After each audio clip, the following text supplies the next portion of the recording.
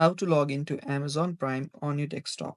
Hello guys, this is Atticus and welcome back to another tutorial video. In today's video, I'll teach you guys how you can log in into Amazon Prime on your desktop. So without any further ado, let's dive right into it. First step, open up your web browser and search for Amazon Prime. After you search for Amazon Prime, simply head over to its website. You can directly go to primevideos.com as well. After you here, you will see an option that says Prime Video Member Sign In. You can tap on this sign in option, or if you don't have an account, you can start with a free trial. I'll just tap on the sign in button and it'll take me to right here.